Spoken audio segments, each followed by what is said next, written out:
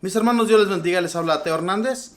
Mis hermanos, hoy día voy a compartirles la historia de San Pompilio, educador y predicador del año 1766. San Pompilio fue llamado el Taumaturgo de Nápoles. Taumaturgo es el que consigue milagros, el que obra prodigios. Nació en Montecalvo, Italia, en 1710, de una familia adinerada y de mucho abolengo, es decir, con antepasados que habían sido muy famosos e importantes. Cuando apenas tenía 10 años, se encontró en el sótano de su casa un cuadro antiquísimo de la Santísima Virgen y, quitándole el polvo, lo colocó en su habitación y le dijo a la mamá: un día, cuando yo sea sacerdote, vendré y celebraré la misa delante de este cuadro. Sus hermanos se reían, pero él estaba seguro de que sí iba a ser así. Su padre quería que se dedicara a administrar los bienes de la familia, pero el joven deseaba ardientemente ser sacerdote.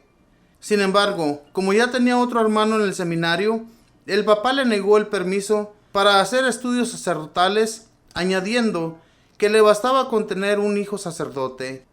Mas sucedió que el hermano seminarista murió con gran fama de santidad, y entonces nuestro joven se reafirmó en su posición de llegar a ser sacerdote. Y como su padre se oponía, un día, después de escuchar un hermoso sermón vocacional de un padre Escolapio, se puso de acuerdo con el predicador y se fugó de la casa paterna, dejando a su padre una carta pidiéndole excusas por este atrevimiento. El papá corrió a la casa de los padres Escolapios a reclamar a su hijo, pero Pompilio le demostró tan grandes deseos de llegar a ser sacerdote y le expuso tan fuertes razones para ello, que su padre tuvo al fin que aceptar y lo dejó en el seminario. A los 24 años fue ordenado sacerdote y la comunidad lo dedicó a enseñar a los niños pobres de las escuelas pías. Escolapios se llaman los padres que enseñan en las escuelas. Su salud era muy deficiente y una tos continua lo hacía sufrir mucho, pero a pesar de esto, nunca faltaba a sus clases y sus alumnos hacían verdaderos progresos muy notorios a todos. Y entonces empezó a tener fama de ver a lejos lo que estaba sucediendo en otras partes. De vez en cuando se quedaba con la mirada fija en lejanía y enunciaba hechos que sucedían a gran distancia. Un día, estando en clase, se quedó mirando hacia lo lejos y dijo a los alumnos: algo grave está sucediendo a uno de los nuestros. Luego preguntó: ¿quién falta en clase? Le respondieron: Juan Capretti. Se quedó un rato pensando y exclamó: recemos por él, porque está en grave peligro. Luego envió a un alumno y le dijo: vaya a la casa de Juan y pregunte por él. El muchacho llegó a la casa de Capretti y preguntó si sabían dónde estaba. La mamá y la hija, que se imaginaban que estaría en la escuela, corrieron a su habitación y le encontraron tendido por el suelo. Lo sacudieron y despertó de un ataque. Luego contó: sentí un terrible dolor de cabeza y creí que moría. Pero de un momento a otro, como que una mano pasó sobre mi frente y recobré la salud. Cuando el mensajero volvió a la clase a contar lo sucedido, el padre Pompilio dijo muy contento a los jóvenes: Dios ha escuchado la oración que dirigimos por nuestro amigo Juan. Su devoción a la Santísima Virgen era inmensa. En sus ratos libres fabricaba camadulas y regalaba a todos los que querían rezar el rosario. A todos les recomendaba: sean muy devotos a la Santísima Virgen María. Cuando después de varios años de ser sacerdote, fue por primera vez a celebrar la Santa Misa a su casa, su madre, sin recordar lo que él había dicho en la niñez, le preparó en el frente del altar el cuadro que de niño había sacado del sótano. Pompilio, al final de la misa, exclamó: bendito sea Dios, que me ha permitido cumplir aquellas palabras que de niño dije al encontrar este cuadro de la Virgen Santísima en el subterráneo. Un día celebraré misa ante esta imagen de la Santísima Virgen. Los superiores lo enviaron de misiones a pueblos muy lejanos, donde no había sino campesinos y pastores pobres. Él andaba kilómetros y kilómetros y se le gastaban mucho los zapatos y no tenía dinero para reponerlos. Entonces se dispuso a caminar descalzo y así lo hizo por muchísimos caminos.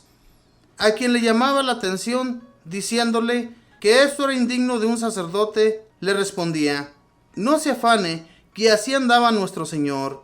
Su sotana era de lo más remendado que se encontraba, pero así imitaba también la pobreza de Jesús y cumplía lo que dijo el divino Maestro: dichosos los pobres, porque de ellos es el reino de los cielos.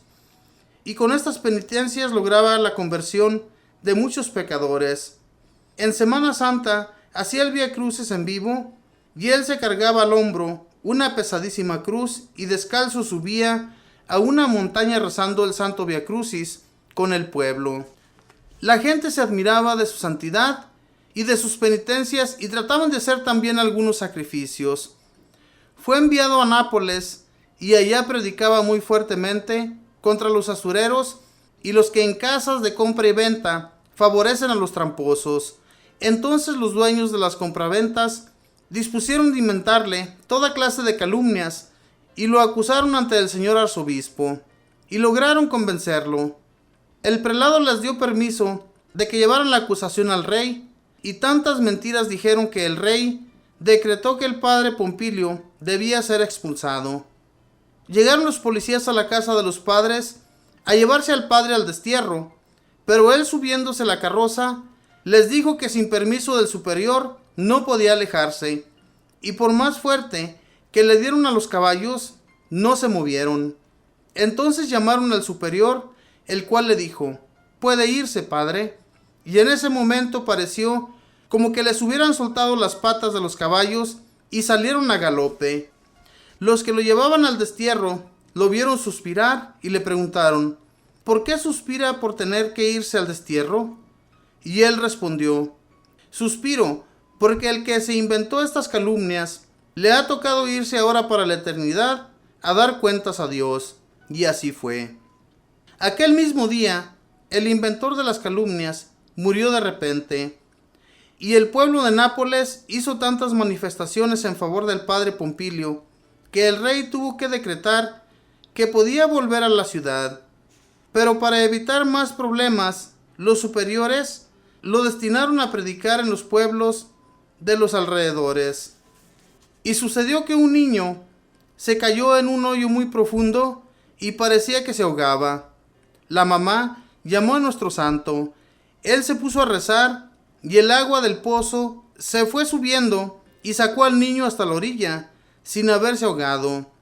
Sus milagros y prodigios eran tan continuos y maravillosos. A veces se elevaba por los aires mientras rezaba. Pero los agotadores trabajos por la salvación de las almas lo debilitaron, y en 1766, cuando apenas tenía 55 años, un día, en medio de sus compañeros religiosos, exclamó: «Oh, la Madre Preciosa, la mamá linda viene a llevarme al cielo», y murió dulcemente. Quiera Dios enviarnos muchos profesores y predicadores tan entusiastas y fervorosos como Pompilio, aunque no logren hacer tantos milagros como él. Tened fe, y nada será imposible para vosotros. Mateo 17:20. Esta fue la historia de San Pompilio.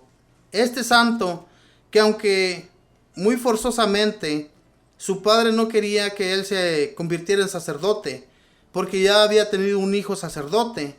Este tenía mucho el deseo de irse de sacerdote.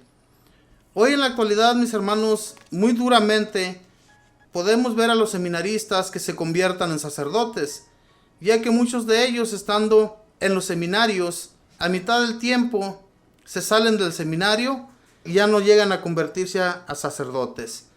Es muy difícil, hermanos, más que en aquel tiempo, hoy en la actualidad, porque los padres de familia no quieren, al igual que este papá de la historia, que sus hijos se conviertan en sacerdotes o en monjas, o sea, que sean religiosos.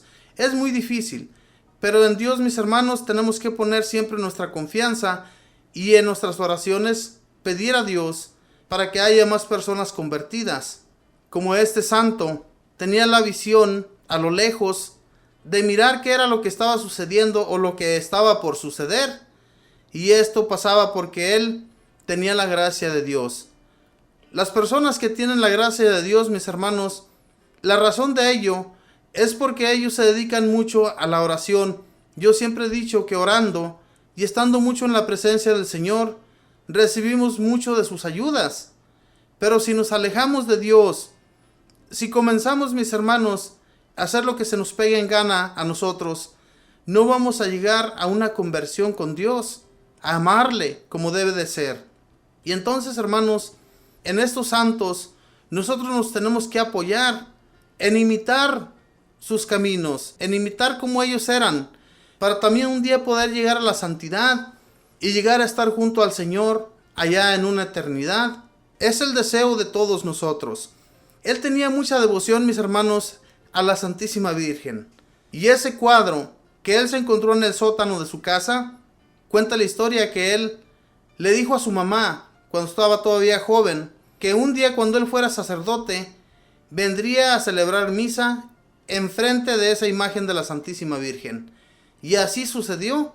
La mamá misma le acomodó un altarcito y allí se celebró la misa en esa casa. Esto sucede, mis hermanos, con las visiones de aquellas personas que más tarde llegan a llevarse a cabo. Y es como les digo, si la persona se encuentra en oración la mayoría del tiempo, obviamente que Dios va a hacer grandes cosas en aquel hombre o en aquella mujer, siempre y cuando nos acordemos de Dios y doblemos rodilla o hagamos oración como quiera que estemos en nuestra casa o en cualquier lugar que estemos. Si hacemos oración, Dios escucha nuestras oraciones y nos ayuda. Mis hermanos, que Dios les bendiga, que pase un feliz día y acordémonos de hacer oración en todo momento.